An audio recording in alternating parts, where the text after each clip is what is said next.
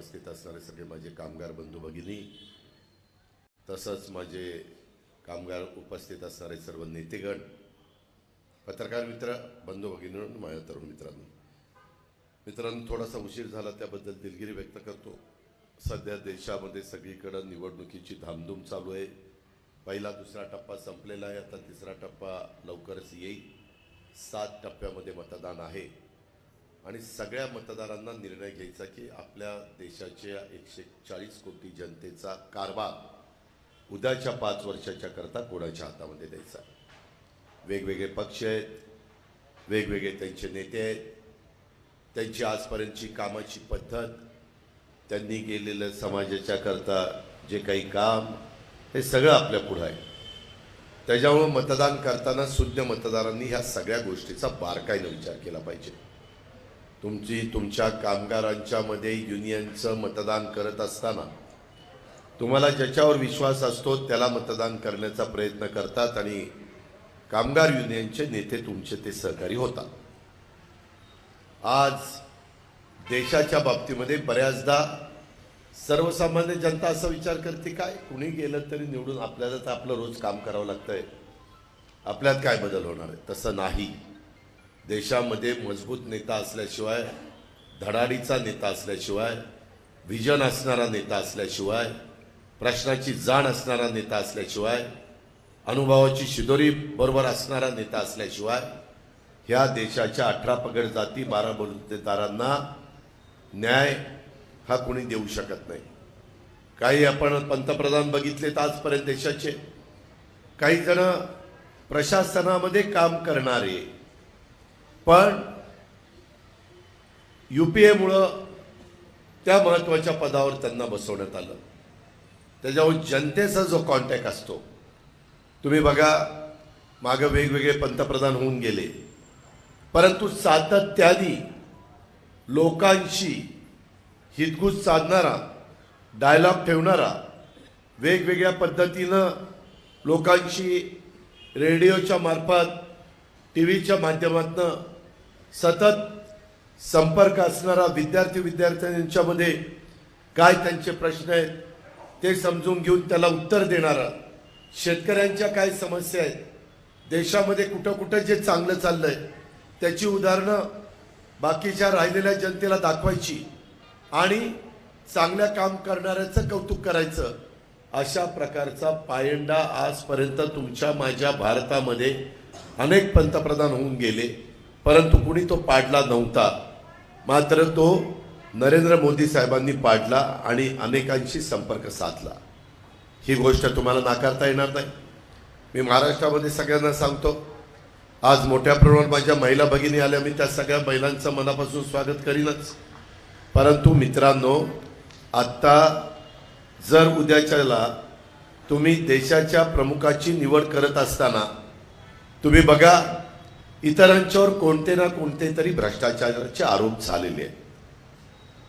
10 वर्ष पंतप्रधान पदावर असणारी व्यक्ती, त्यांच्यावर एक देखील भ्रष्टाचाराचा आरोपाचा शिंतोडा देखील कुठं उडला नाही, कुठं एक देखील त्यांच्या ह्याला डाग नाही। ही गोष्ट देखील तितकीच महत्त्वाची। अहो, गावचा सरपंच झाला तरी लोक त्याला नावं ठेवतात, त्याने ह्याच्यात पैसा खाल्ला, त्याने त्याच्यात मातीत घातलं। मागं तर मला आठवत आहे, राजीव गांधींच्या काळामध्ये बफोरच्या बद्दल बरंच काही उहापोह झाला आणि त्याची किंमत राजूजींना सोडावी लागली, सत्ता सोडावी लागली। पण ते बोफोर्स इतकं पॉप्युलर झालं की गावात किंवा तालुक्याच्या ठिकाणी काही झालं, सोसायटीत काही झालं की म्हणायचं आमच्या सोसायटीत आज बोफोर्स गाडला। इतकं ते बोफोर्स लोकांच्या तोंडवळणी पडलं। हा पण काळ आपण बघितलेला आहे।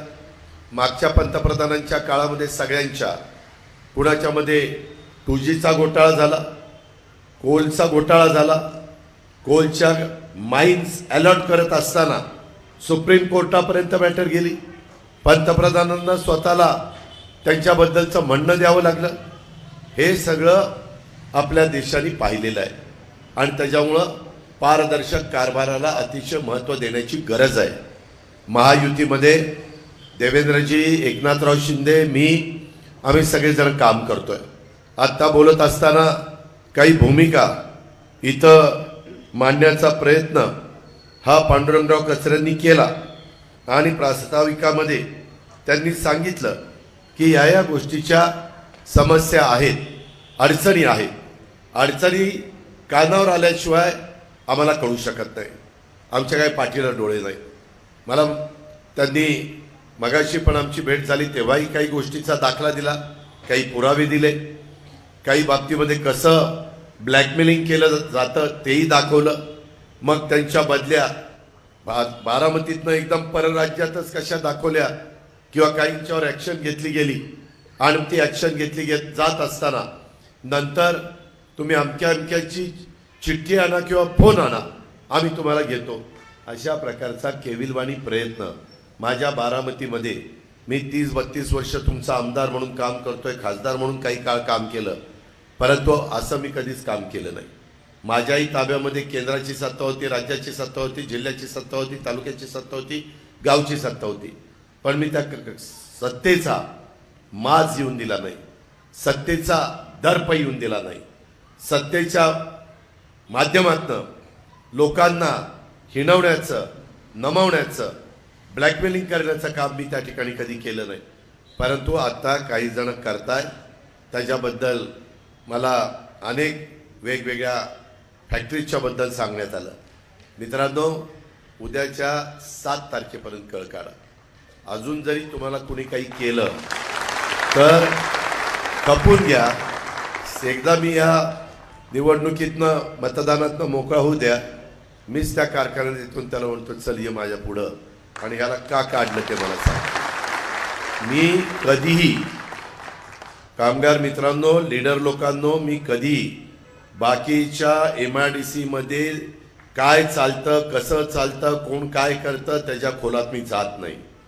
खंडण्या वसूल केल्या जातात, काय काय वेडेवाकडे प्रकार होतात, कुठल्या निवडणुकीला आम्हाला फंड द्या म्हणून दमदाटी केली जाते. इथल्या इंडस्ट्रीवाल्यांनी एकाने येऊन सांगावं, गेल्या 7 निवडणुकीमध्ये किंवा खासदारकीच्या निवडणुकीमध्ये अजित पवारांनी आम्हाला निवडणुकीचा फंड मागितला. ज्याला म्हणेल ते ऐकील. मी यांचा कुणाचा 5 पैशाचा आणि चहाचा पण निंदा नाही, पण काही बाबतीमध्ये CSRचा निधी, मग आपल्या बारामती नगरपालिकेला बाबा तुम्ही इलेक्ट्रिक व्हेकल द्या, कचरा गोळा करण्याच्या करता ह्या ग्रामपंचायतीला 2 गाड्या द्या, JCB द्या, आमच्या नगरपालिकेला साफसफाई वेड्याबाबी काही घाण काढायची असेल तर एक JCB मला वाटतं डायनामिक्सनेच दिला होता, डायनामिक्स JCB मागितला होता. ते मी माझ्याकरता नव्हता मागितला. तो JCB माझ्या रानात तर एकही दिवस आला नाही. तो बारामतीकरांच्या करता मागितलेला होता. बारामतीकरांचे जे काही प्रश्न आहेत, स्वच्छता, नीटनेटकेपणा, टापटीपणा, बारामती तुमची सुंदर दिसावी, बारामतीतल्या त्याच्यातनं भाड्याने JCB घेऊन जे काही खर्च जास्त येतो तो वाचावा, म्हणजेच बारामतीकरांची बचत म्हणजे तुम्हा नागरिकांची बचत. ह्या पद्धतीनं मी काही गोष्टी केलेल्या आहेत, हे मी स्पष्टपणे तुमच्या सगळ्यांच्या समोर मान्य करतो.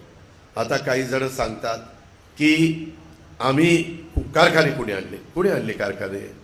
सुरुवातीच्या काळामध्ये MIDC इथं करत असताना मला चांगलं आठवतं, वानखेडे म्हणून प्रांत होते, वारले बाळासाहेब, तुम्हाला आठवत असेल, वानखेडे प्रांत असतील, बाकीचे सहकारी असतील, बऱ्याच जणांची नावं घेता येतील, पण तिथं कुठली तांदूळवाडीची जमीन किंवा तुमच्या वंजारवाडीची जमीन, रुईची जमीन, काय रेट द्यायचा, कुठं काय, 5,000पासून 20,000पर्यंत जमिनी त्या काळामध्ये घेतल्या आणि लोकांनी स्वखुशीने दिल्या. तेव्हा ती MIDC झाली. विमानतळाला पहिली जमीन घेतली, ती विमानतळ कमी धावपट्टी झाली. मग पुन्हा काही लोकांना म्हणलं की अजून 400-500 एकर जमीन दिली तर जरा थोडी मधल्या साईजची विमानं उतरायला लागतील. ही आत्ता बारकी विमानं जे पायलट ट्रेनिंग देणारी आहेत त्याच्यापेक्षा जरा जेटसारखी विमानं उतरतील आणि ती उतरायला लागली. आपलं काय झालं, एकीकडं रेल्वे रूळ आणि एकीकडं आपलं गोजूबाईचा तो उतार, त्याच्यामुळं धावपट्टी वाढवता येत नाही. नाहीतर मी ही धावपट्टी 4-1 किलोमीटर 5 किलोमीटर केली असती तर मोठी मोठी विमानं आपल्या बारामतीमध्ये पार्किंगला आली असती आणि डायरेक्ट इनडायरेक्ट लोकांना त्याच्यातनं रोजगार मिळाला असता. आज पण 2 पायलट ट्रेनिंग सेंटर सुरू आहेत, त्याच्यातून पण काही ना काही रोजगार हा माझ्या स्थानिकांना ह्या निमित्तानं मिळालेला आहे. अशा पद्धतीनं आपण सगळेजण एकमेकाला मदत करत असतो. मला आठवत आहे KM गोयंका वारले. KM गोयंका मला म्हणाले, अजित, मुंबईत मी सुधाकर नाईकांच्या मंत्रिमंडळामध्ये राज्यमंत्री होतो आणि मला म्हणले की चल तुमच्या भागात दूध आहे, मला घेऊन चल. मग मी त्यांना दौंडचा एरिया दाखवला, इंदापूरचा एरिया दाखवला, बारामतीचा एरिया दाखवला. पांडुरंग कचरे, आत्ता बारामतीच्या MIDCचा जो एंट्रन्स आहे तिथं तो मोकळा प्लॉट होता. मी KMला दाखवलं. आम्ही त्यांना KM म्हणायचो, KM गोयंकांचं KM. ते म्हणलं का हा एक प्लॉट आहे.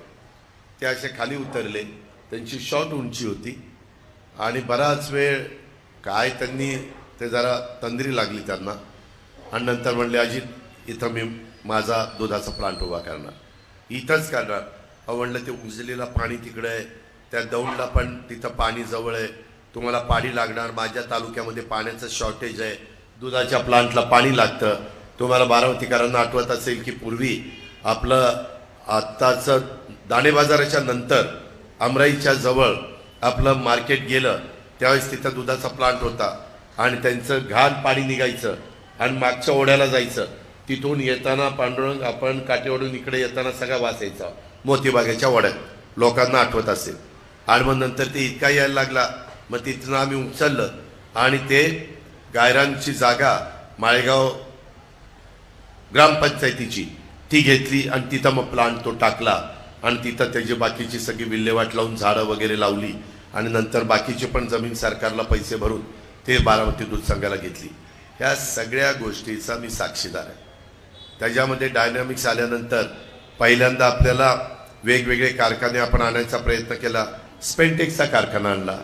त्याच्या संदर्भात स्पेंटेक्सच्या जवळ आणखीन काहीतरी ऑर्के का काहीतरी त्याचा एक कारखाना स्पिनिंग मिल आपण आणली, परंतु काही कारखाने नाही चालले.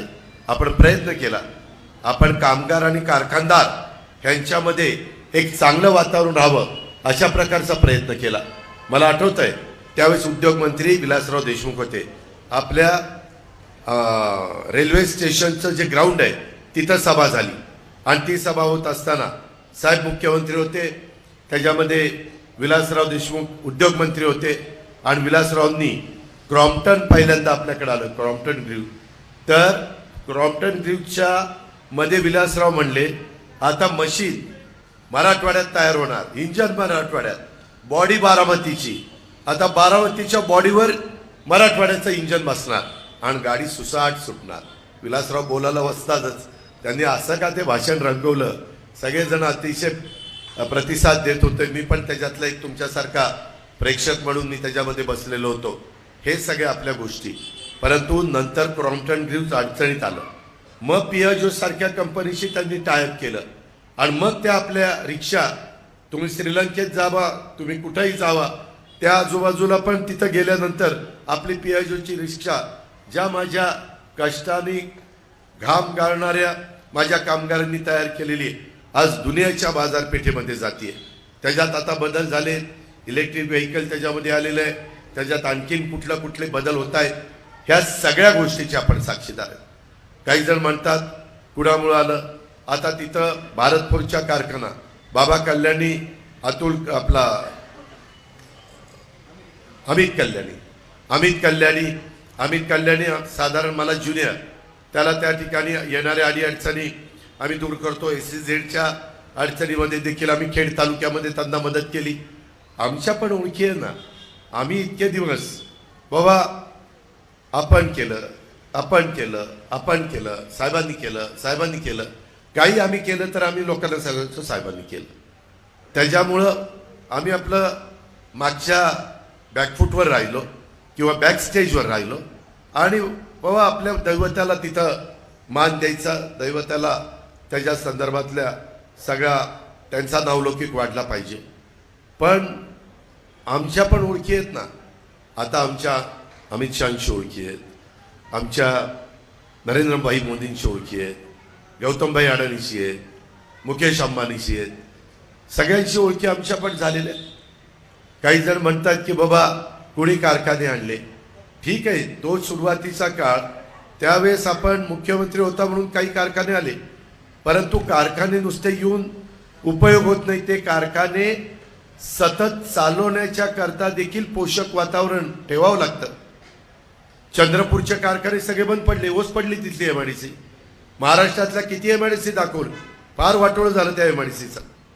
कामगारांच्या संप, कामगारांच्या अडचणी मी कित्येकदा कामगार लिडरांना सांगतो, तुम्हाला सांगतो. आत्ता मला मगाशी पांडुरंग कसऱ्यांच्या घरी असताना वालचंदचे इंडस्ट्रीचे लोक कामगार भेटायला आले होते.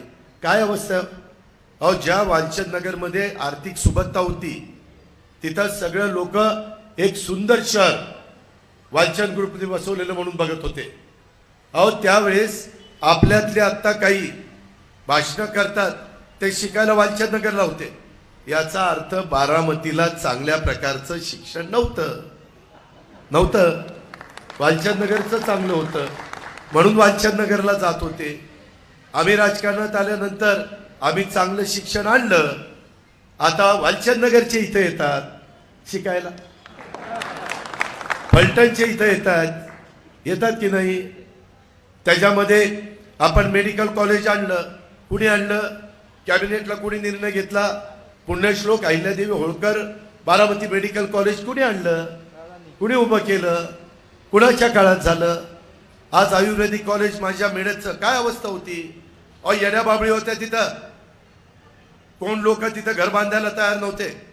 माडाला ती जागा दिली होती, लोकांनी पाया खांदायला सुरुवात केली. 50 फूट गेले तरी पाया लागेना, नादच सोडून दिला. ती जागा घेतली, तिथं पायलिंग केलंय आणि अजून 6 महिने जाऊ द्या किंवा वर्ष, कशा पद्धतीनं ते आयुर्वेदिक कॉलेज, तुम्हीच म्हणाल की काय घडलं इथं. ह्या गोष्टी इच्छाशक्ती असल्यानंतर करता येतात. मित्रांनो, तुम्ही तिथं नीट काम करता. आम्ही कधीतरी काहीतरी कोणी पाहुणे आले तर तिथं दाखवण्याच्या करता येत असतो. काही कामगार लिडरांनी काही सांगितलं तर ते करत असतो. ही आमची कामाची पद्धत. उगीच त्याच्यामध्ये लुडबुड करायची नाही, त्याच्यामध्ये कारण असताना नाक खुपसायचं नाही. गरज लागेल तिथं मदत करायची, मार्ग काढायचा. दोघांना देखील परवडेल अशा पद्धतीनं मध्यस्थी करायची. आत्ता मगाशी बोलत असताना आमचे माजी उपमहापौर पिंपरी चिंचवडचे केशवराव घोळवे यांनी काही भूमिका मांडली. आत्ता सुरेश खाडे साहेबांच्याकडे कामगार खातं आहे. आपले सांगलीचे पालकमंत्री, आपल्या महायुतीचे मंत्री, त्यामध्ये तुम्ही तर मला आत्ता सांगितलं की ह्या गोष्टी आमच्या आहेत, त्या गोष्टी सोडवण्याच्या करता तुम्ही मदत करा. मित्रांनो, 2005ला पेन्शन बंद केली. 2005 पासून लोकांच्या मध्ये अस्वस्थता होती. 5ला जी लोक लागली पेन्शन बंद झाल्यानंतर महाराष्ट्राचं शासनाचं, त्याच्यानंतर ती 32ला 30ला रिटायर होणार होती. ते सारखे आम्हाला भेटायचे. मी अनेक सरकारमध्ये होतो, तिकडं असताना पण भेटायचे, इकडं असताना पण भेटायचे. मार्ग काढा. आता जसं केशवरावांनी सांगितलं की आमच्या कामगारांना कमी पेन्शन मिळतं, ते इतकं कमी असतं की त्याच्यातनं त्यांचं नंतरचं रिटायरमेंटचं आयुष्य काढणं देखील त्यांना अडचणीचं ठरतं. आता आम्ही एक कमिटी केली होती, एकनाथराव शिंदे, देवेंद्र फडणवीस आणि आम्ही. त्याच्यामध्ये चांगले तज्ज्ञ लोक घातलेले होते आणि त्या तज्ज्ञ लोकांना सांगितलं होतं तुम्ही प्रस्ताव द्या. आता आम्ही पेन्शन चालू केलेली आहे.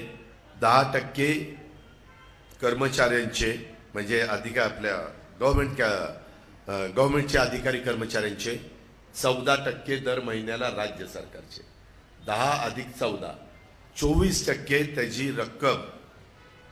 10 त्याचा समजा एक घडीभर धरा 20,000 पगार आहे. 20,000तली 10% म्हणजे 2,000 बाजूला आणि 14 दूने 2800, त्याच्यामध्ये 2,800 बाजूला, म्हणजे 5,000 रुपये अंदाजे बाजूला पडणार दर महिन्याला. आणि असं करत करत करत रिटायर होईपर्यंत ती रक्कम फार मोठी होती, फार मोठी रक्कम होती. आणि ते जे काही कॉर्पस तयार होईल त्याच्यातनं जे काही व्याज येईल त्याच्यात त्याचं स्वतःचं, त्याच्या बायकोचं, जरी त्यांच्या मुलींनी सांभाळलं नाही, जरी जावयांनी मुलींनी दुर्लक्ष केलं तरी त्यांचं रिटायरमेंटचं आयुष्य चांगलं जाईल अशा प्रकारचा मार्ग काढला. त्या युनियनच्या सगळ्या लिडरांनी त्याच्यावर सही केली, मान्यता दिली, कॅबिनेटला निर्णय झाला. मित्रांनो, आम्ही कुणाला वाऱ्यावर सोडणारे महायुतीचं सरकार नाही. त्यामध्ये आम्ही मार्ग काढला, अनेकांना काढता आला नाही. अनेक राज्यांनी जाहीर केलं विधानसभेच्या निवडणुकीच्या निमित्तानं आमचं सरकार आल्यानंतर आम्ही त्या बाबतीमध्ये पेन्शन सुरू करणार, परंतु त्यांनी केलं नाही. काहींनी जाहीर करून देखील त्यांना लोकांनी नाकारलं. एवढी तर विश्वासार्हता त्यांची होती. त्यामुळं आत्ता आपण जे काही सांगितलेलं आहे ते मी बारकाईनं ऐकलेलं आहे, परंतु आपण सगळेच जण महायुतीचे उमेदवार जास्तीत जास्त संख्येने निवडून येऊन नरेंद्र मोदी साहेबांना तिसऱ्यांदा पंतप्रधान करण्याच्या करता आपल्याला त्यांना साथ द्यायची आहे. त्याच्यामुळं हे संपल्यावर केशवराव, मी मुंबईत असताना एकदा या, मी कामगार सचिवाला बोलवतो, कामगार आयुक्ताला बोलवतो, त्याच्यामध्ये आधी आपला आपण बसू आणि मग मला असं वाटलं की आता कामगार मंत्र्यांना पण बोलून सांगण्याची गरज आहे, तर त्या पद्धतीने सांगू आणि कॅबिनेट पुढे जाऊ. अशा पद्धतीनं आम्हालाही ते झेपलं पाहिजे, कारण आमचाही खिसा 6.25 लाख कोटीचा आहे. त्याच्यावर त्या 6.25 लाख कोटीमध्ये 3 लाख कोटी पगाराला आणि पेन्शनला जातात.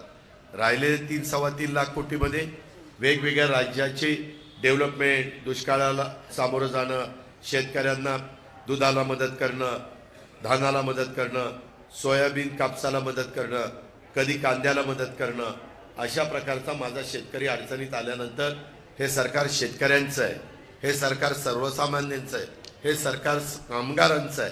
आणि म्हणून तो माणूस अडचणीत आल्यावर त्याला 5 लाखाच्या विम्याचं संरक्षण देणं, त्याला 1 रुपयामध्ये पीक विमा देणं, बाकीचे पैसे केंद्र सरकार राज्य सरकारने भरणं, अशा अनेक योजना, त्याला 6,000 रुपये केंद्राचे, 6,000 रुपये राज्याचे, 12,000 रुपये दर वर्षाला त्याच्या हातामध्ये जातील हे बघणं, त्याला आमच्या श्रावणबाळ किंवा संजय गांधी निराधारमध्ये 1,500 रुपये दर महिन्याला त्याच्या स्वतःचं उपजीविकेचं साधनाकरता उपलब्ध करून देणं, मोदी साहेबांच्या मदतीनं 80 कोटी भारतीयांना मोफत अन्नधान्य त्या ठिकाणी देणं, एकही माझा भारतातला माणूस हा उपाशी पोटी झोपता कामा नये, हे मोदी साहेबांचं स्वप्न आहे. आणि ते प्रत्यक्षात आचरणात आणण्याचं काम आपण सगळ्यांनी मिळून केलेलं आहे. आणि त्या पद्धतीनं पुढेही 5 वर्ष 3 कोटी लोकांना घरबांधणीचा कार्यक्रम करून देणं आणि 10 लाखाचं मुद्रा लोन 20 लाख रुपयापर्यंत त्या ठिकाणी करणं, खूप गोष्टी सांगण्यासारख्या. अशा पद्धतीच्या या बाबी आहेत.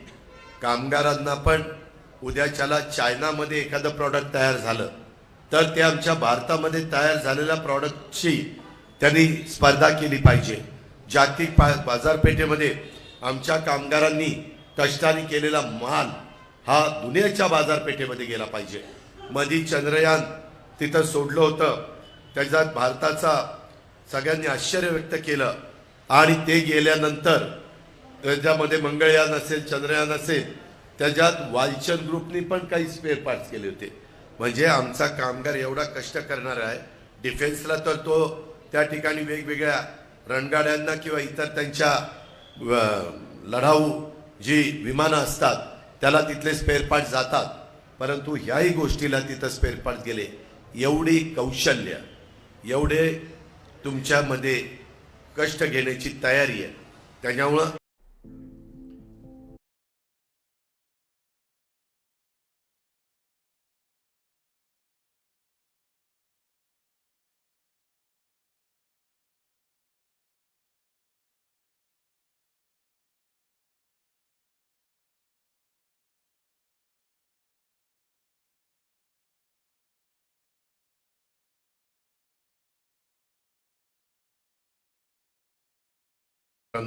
आम्हा लोकांची आहे. तुम्ही विचार करा की काही जण सांगतात पुढं आम्ही अमुक करू तमुक करू, कोण करू शकणार आहे तुम्ही बघा. जर मोदी साहेबांचं सरकार येणार असेल तर मोदी साहेबांच्या विचाराचा खासदार निवडून गेल्यानंतर तो काम करू शकेल का विरोधी पक्षाचा खासदार करू शकेल? विरोधी पक्षाचा खासदार तर 10 वर्ष गेला परंतु काहीच काम झालं नाही. हो का, हे आता हा रोड आहे ना भिगवण बारामती, त्याच्या शेजारी सर्व्हिस रोड आहे. मी इतके वर्ष प्रयत्न करतोय की त्या सर्व्हिस रोड पूर्णपणे रेल्वेच्या जागेतनं जातो, ती जागा आम्हाला द्या. मी त्याकरता राज्याचा पैसा मंजूर केला, त्यांनी सांगितलं 7 कोटी रुपये भरा. अरे म्हणलं रोड तुम्हालाही उपयोगी पडणार आहे. तुम्हाला जो माल येतो माल धक्क्याला गोडाऊनला तिथनं तुमचे ट्रक जाणार आहे. 7 कोटी कशाला द्या. मग नंतर मी बराच प्रयत्न केला. शेवटी आम्ही मोदी साहेबांच्या बरोबर गेल्यानंतर त्या संदर्भामध्ये आम्ही काही वरिष्ठांना भेटलो. 7 कोटीचं 1.5 कोटीवर आलं. 5.5 कोटी रुपये वाचले. 5.5 कोटी रुपये नगरपालिकेचे वाचले ना. कुणामुळे वाचले. केंद्रात सरकारे त्यांच्या विचाराचे त्यांना सपोर्ट करणारे माणसं त्याच्यामध्ये गेली त्याच्यामुळे वाचले. मित्रांनो, नुसता विरोध करून त्याच्यामध्ये भाषणं करून आंदोलन करून मोर्चे काढून उपोषण करून प्रश्न सुटत नाही. प्रश्न चर्चेतनं सुटत असतो. कधी कधी 2 पावलं तुम्हाला पुढं मागं व्हावं लागतं, कधी 2 पावलं उद्योगपतीला पुढं मागं व्हावं लागतं. त्यावेळेस मार्ग निघतो.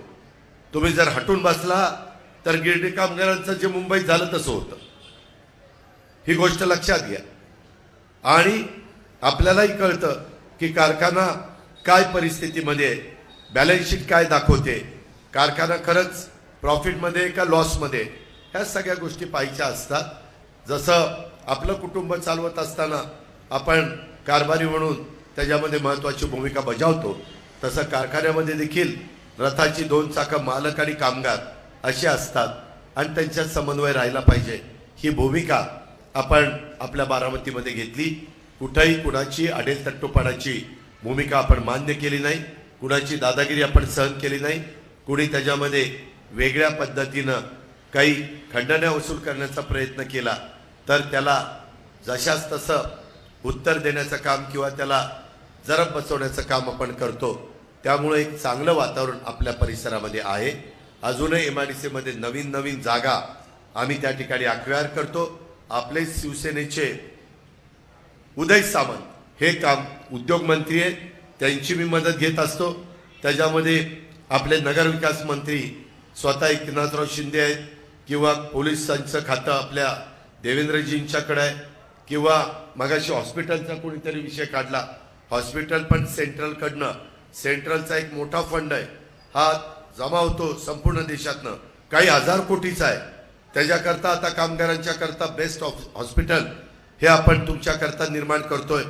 ह्या प्रकारे तुमची आरोग्याची व्यवस्था, त्या प्रकारे मी आता नवीन जी जमीन घेत आहेत त्याच्यात उदय सामंतांशी बोलून काही रेसिडेन्शियल, पण ते रेसिडेन्शियल कामगार जो काम करतोय त्यांच्याकरता ती सोसायटी असं काही करता येतंय का, आणि त्याच्यातनं कामगारांना पण स्वतःचं हक्काचं घर, आणि ते छोटे खाली असेल तर त्याच्यात 2.5 लाख, केंद्राचे 1.5 लाख, आमचे 1 लाख, आमचे म्हणजे राज्य सरकारचे ते 1 लाख.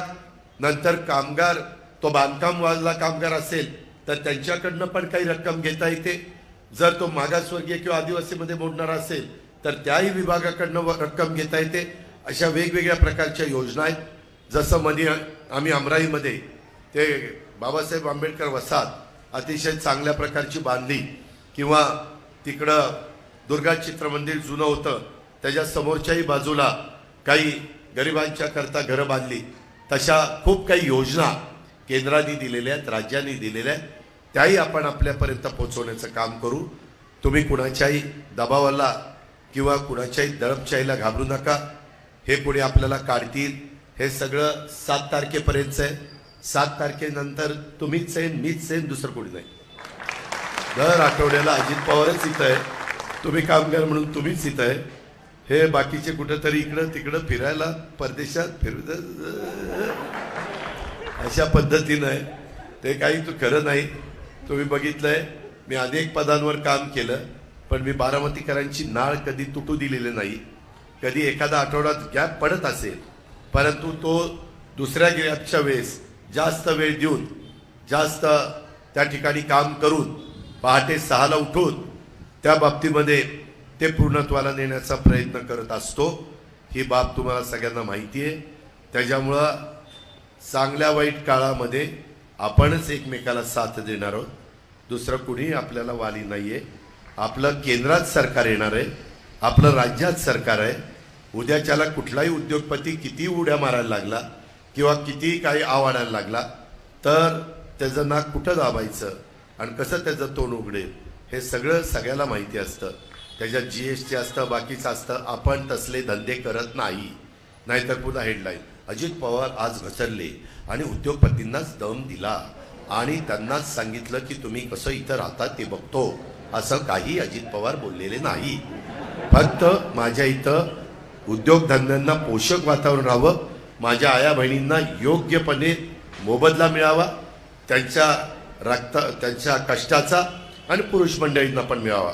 मगाशी केशवराव तुम्ही जे सांगितलं की साधारण जशा पद्धतीनं महागाई वाढते त्या प्रकारे कॉन्ट्रॅक्ट बेसवरच्या व्यक्तीला किंवा आपला जो काही मिनिमम काय त्याला रोज मिळाला पाहिजे त्याबद्दलचा पण अधिकार आपला असतो.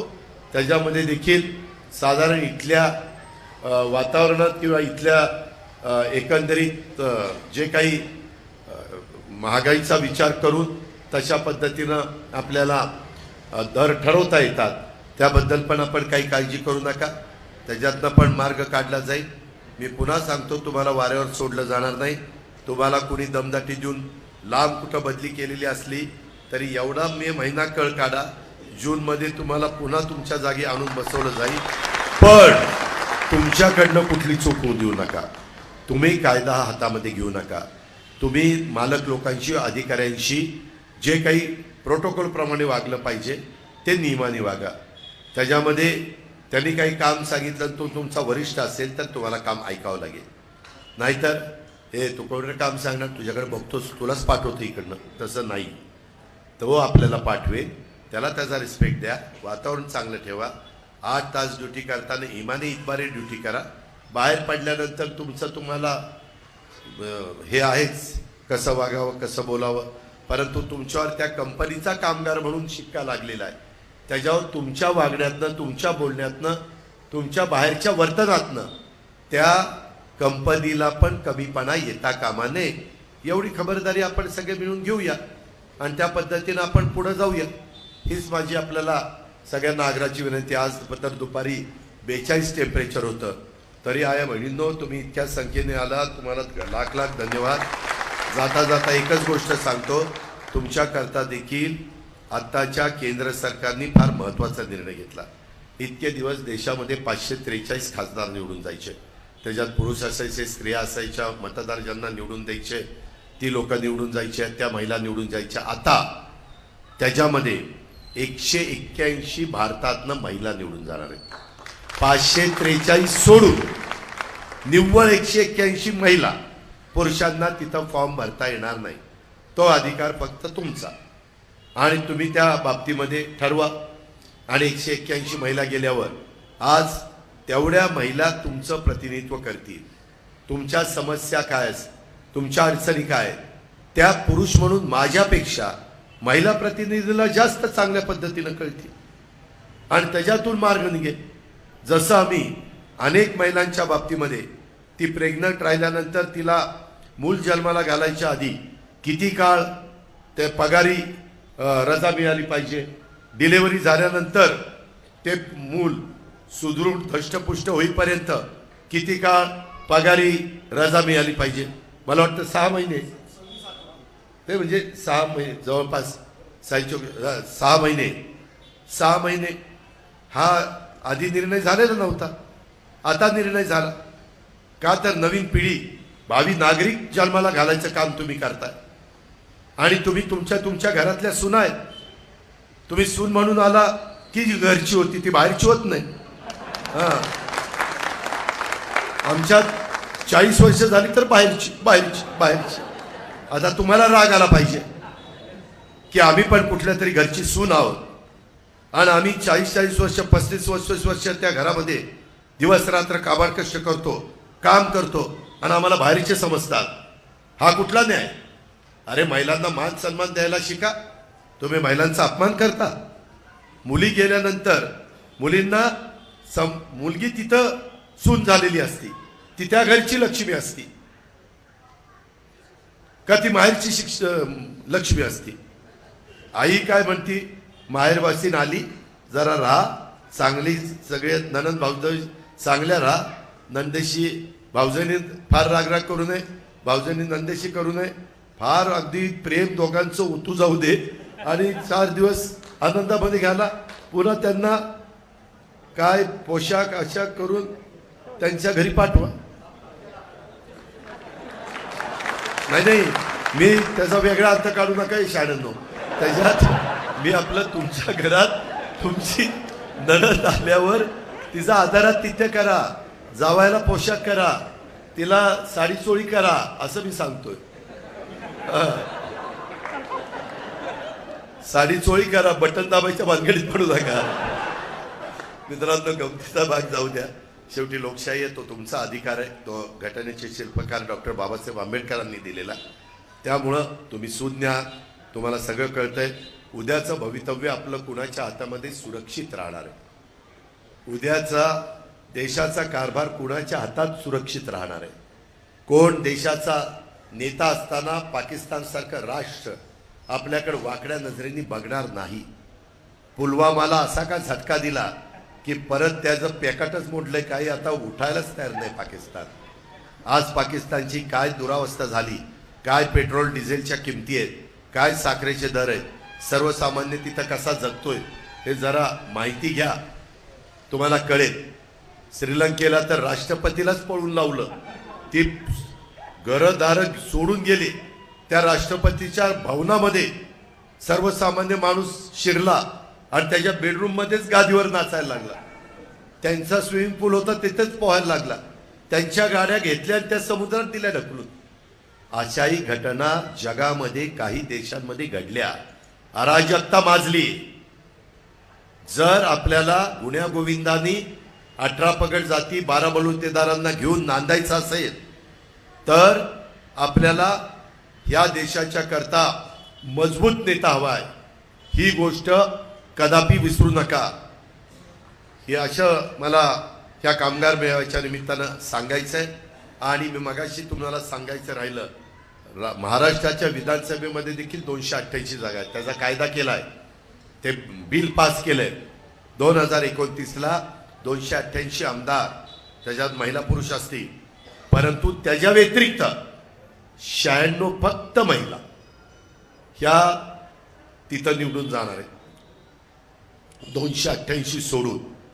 कदाचित तुमच्यातली पण कोणी महिला आमदार होण्याची शक्यता नाकारता येत नाही. तिला जनतेने स्वीकारलं तर. हा बदल. अनेक सरकार आली. सोनियाजींचं युपीएचं सरकार 10 वर्ष होतं. सोनियाजी महिला असताना देखील सोनियाजींना तो कायदा करता आला नाही, ते बिल आणता आलं नाही. हे महिलांनो लक्षात घ्या.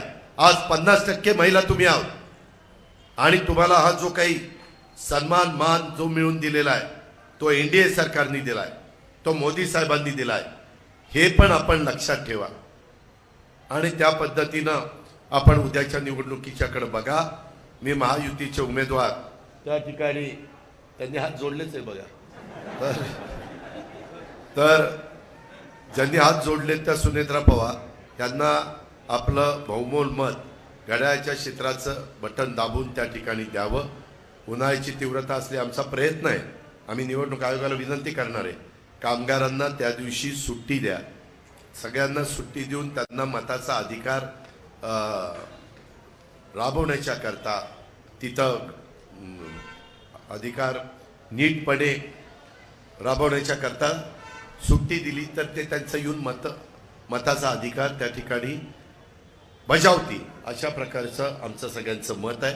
आणि म्हणून त्याही काही ठिकाणी 7ला मतदान आहे, आपल्याकडे 7ला मतदान आहे. 7ला सकाळी 7 वाजता ते संध्याकाळी 6 वाजता.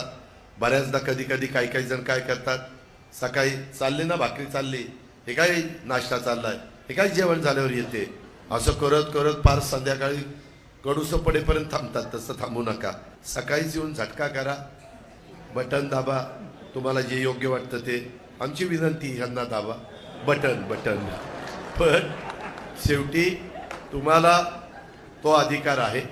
आणि तुमचे पुढचे प्रश्न, तुमच्या अडचणी ह्या केंद्रातल्या, ह्या राज्यातल्या, ह्या कामगार विभागातल्या, ह्या कुठलाही विभाग असो, पोलीस खाता असो, काही पण अडचणी येऊ शकतात. त्या सोडवण्याच्या करता आम्ही महायुतीचे कार्यकर्ते लोकप्रतिनिधी हे तुमच्या बरोबर आहोत, तुमच्या पाठीचे आहोत. तुम्हाला मी वाऱ्यावर सोडणार